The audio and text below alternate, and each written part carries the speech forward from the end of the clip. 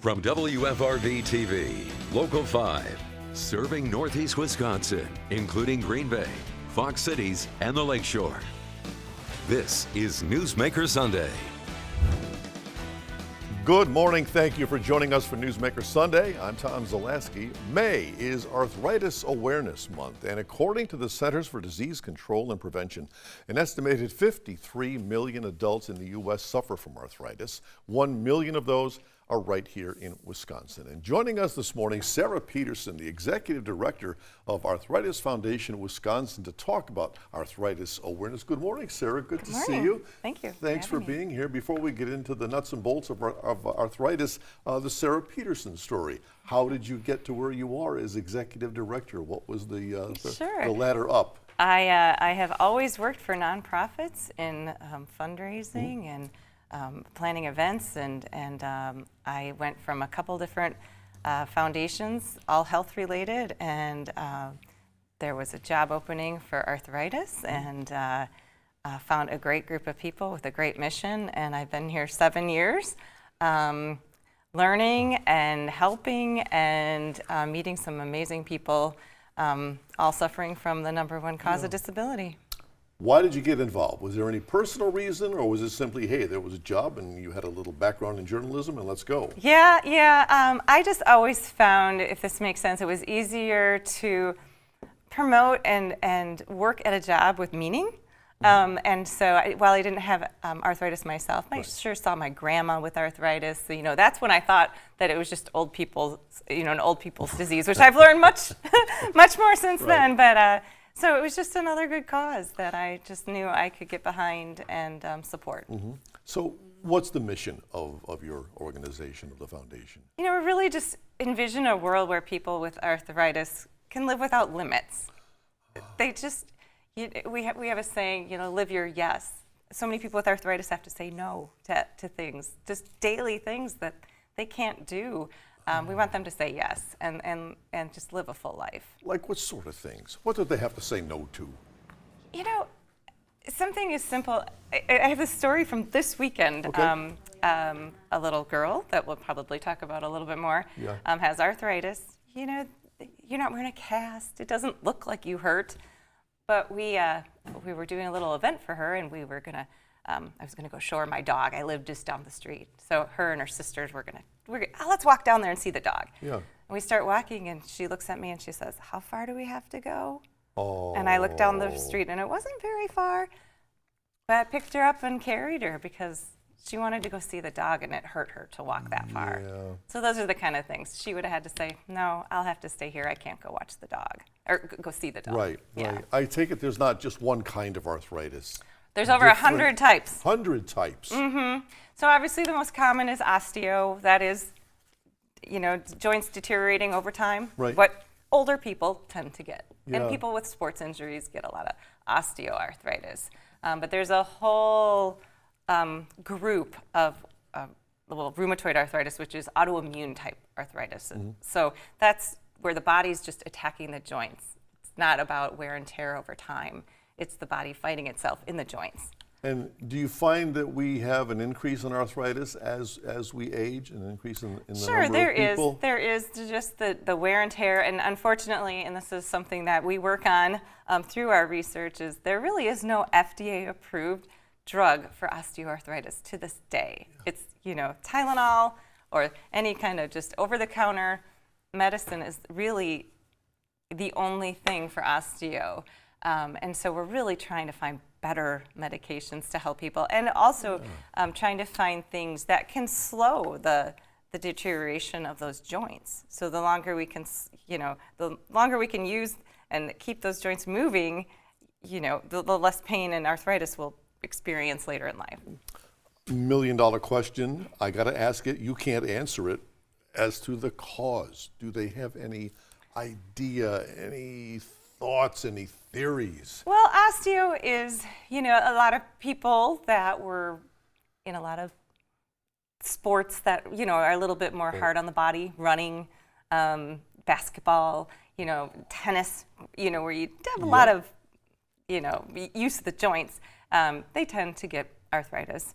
But the rheumatoid sometimes, people want to say it's hereditary. Sometimes it can be.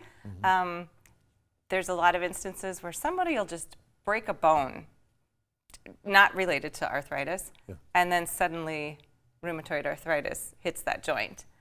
And was it living inside? Was it just there? When was it going to come out? Did breaking the arm make it surface? We're not really sure. So it's tough to treat, and it's tough to know exactly why everyone gets it. So a lot of times we are paying for what we did in our younger years. Yeah. Because you especially mentioned sports activities, and Right. and this is stuff that I guess catches up with us. Yes. Yes. We have much more to come with arthritis and Sarah Peterson right after this, so stay right there.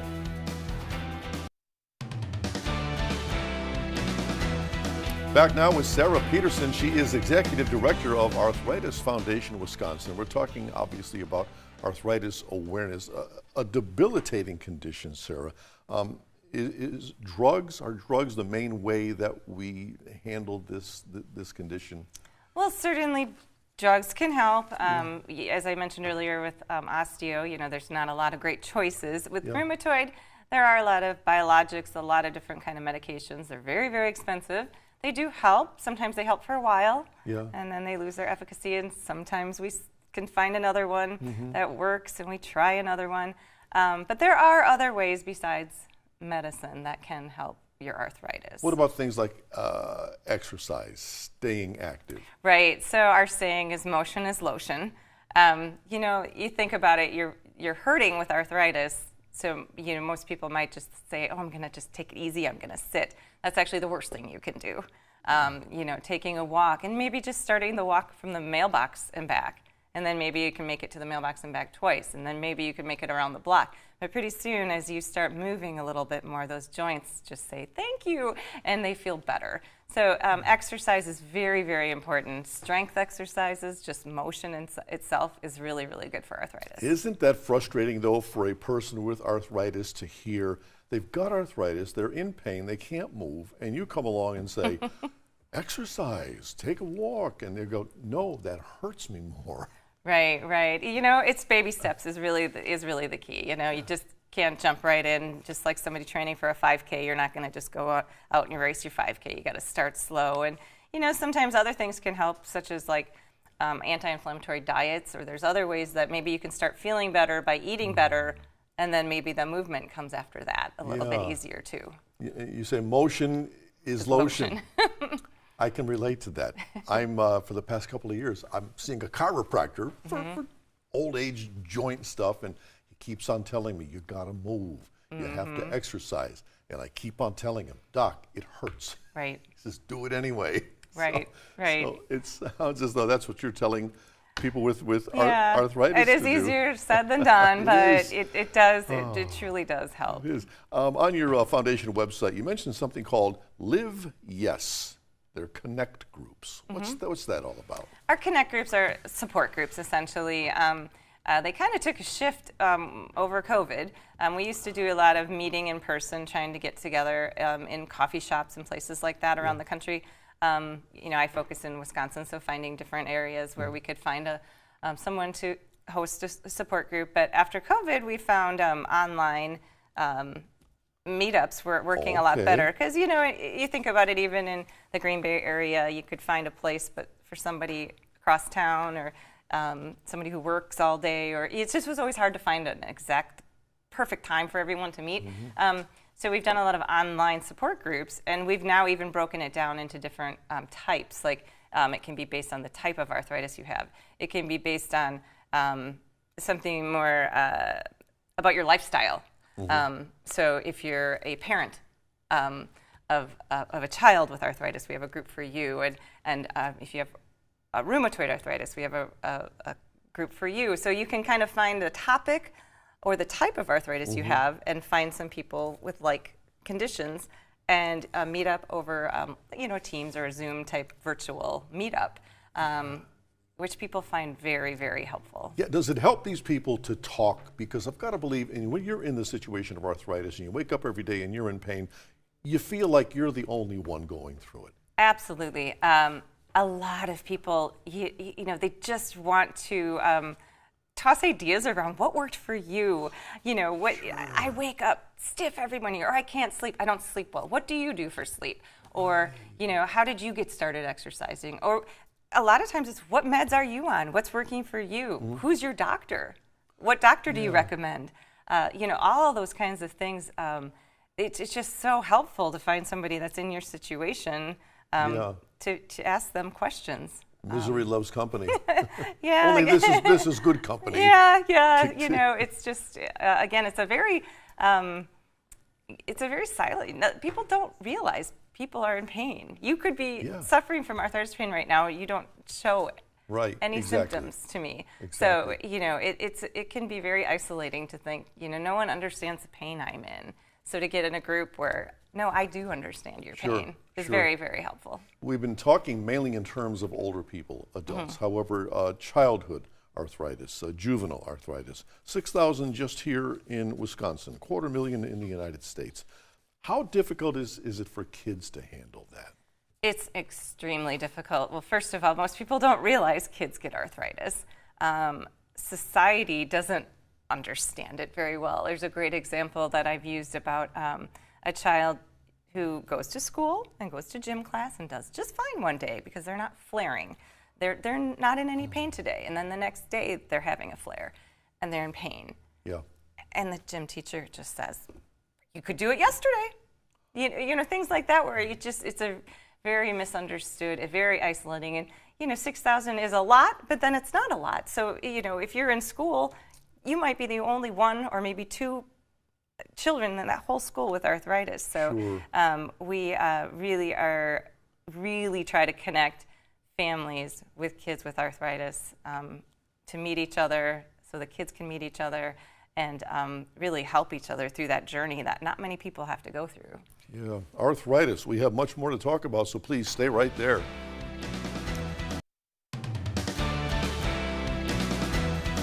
Back now on Newsmaker Sunday, our guest this morning, Sarah Peterson of the Arthritis Foundation of Wisconsin. We were talking about kids earlier, and I want to get to your camp. But first, when we're talking about kids, do little kids, 5, 6, 7 years old, do they wonder, why me? How come I have this and my friends don't? Yeah, I you know, it's hard to, you know, sit on the sidelines like we were talking about before, when you know everyone else is on the playground and you have to sit on the bench because you're sore and hurting. So sure, it's you know, it's we try to do our best to, you know, find and treat these kids, you know, and so they can live their best life with arthritis and you know, hopefully get to the point of remission. But yeah, you know, it can be very, like I said, isolating. Sure, frustrating. You've got something called Camp MASH. What's that? We do. Wisconsin has Camp MASH. MASH is an acronym for Make Arthritis Stop Hurting. It's a camp it's a residential camp that we've done for over 30 years. It brings about 100 kids from around Wisconsin to come together. And what we were talking about before, like with support groups, it's a community that comes together every summer, and they learn how to live with arthritis together. A lot of the medicines that treat juvenile arthritis include injections, shots, IVs.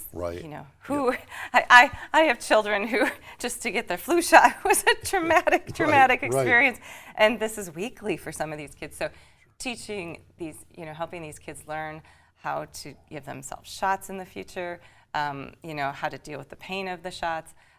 They can do it together. We have medical directors. We have usually about 40 to 50 camp volunteers, and a lot of the camp volunteers used to be campers, so they're now adults that had juvenile arthritis. That's gotta help. So lifelong friends. You know, this is a solution to the isolation that they do feel, being like, no one has this. Now they're at a camp with 100 different kids, all teaching each other how to cope the best they can. You've got a big date coming up here in Green Bay. Green Isle Park, June 1st, the Walk to Cure Arthritis. Tell us about that, what happens there. Yes, so that's another event to bring the community together. We celebrate those that have arthritis that day. We have a station for everyone with arthritis, and special little activities and gifts for them. We have lots of great kids activities. We have a picnic afterwards. So it's a really, really great way to come together. You can do a 1 mile walk, a 2 mile walk, or a 3 mile walk. So try to accommodate everyone in the place they're at, to just really bring awareness to arthritis and to raise funds for things like that camp. That camp doesn't, we don't have to charge for that camp because of fundraisers like the Walk to Cure Arthritis. Okay. So, you know, we come together, we raise awareness, and we raise funds to help support all these people, young and old, with arthritis. When we talk about a little girl near and dear to your heart, she's 6 years old, Kiana Knespel from Pulaski. She's been named one of 4 National Youth honorees for this Walk to Cure Arthritis. What is her story? She is an amazing little kiddo who, at 3 years old, her knees puffed up, you know, didn't know what was going on. Was it growing pains? That's what a lot of times they'll, you know, somebody might say, oh, it's just growing pains. Well, it wasn't for Kiana, it was arthritis, and getting it under control has been a real challenge, and dealing with insurance companies, and I told you those medicines are very expensive, and just trying to find what will help this little girl, you know, not have daily arthritis pain. Her mother shared a story, just heartbreaking, of she couldn't get into bed because she was in so much pain, and she slept on the floor. Oh my. So yes, this little girl, but she is just a joy, and her family has been so supportive of the Arthritis Foundation, and we have connected her family with other families, and now she talks to other moms and helps those other moms with newly diagnosed kiddos. So just a really neat family, and Kiana is just so inspirational. I mean, she just has a great spirit, and boy, I saw her, I told you I had her introduced to my dog, and she took that tennis ball and threw it. That girl's going to be a softball player. I can tell you that right now. So, you know, she really, really, you know, does the best she can when she's feeling good. So, so we're honoring her at the walk this year as a National Youth Honoree, and her family has been fundraising like crazy, and just really making an impact. We're back to wrap up with Sarah Peterson talking arthritis this morning, so please stay right there.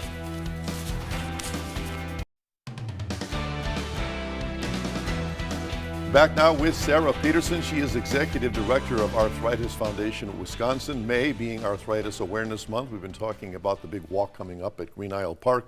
How can people register? How can people get information for the event? Yeah, well, it is free to register, so of course we encourage fundraising, but it is just a simple walktocurearthritis.org/Green Bay. So, and you can easily search it too. But yep, free to register, and a great family-friendly day, picnic to follow, and you can learn more about arthritis and the community that we serve. And you've talked about the arthritis being in varying degrees. People watching the program this morning, how can they get information? How can they, your website? Right. Arthritis.org is a great resource. Arthritis.org. Just arthritis.org. It's our main website with, you can search anything from what I was telling you before, like anti-inflammatory diets, good exercises for people with osteo, good exercises for back pain.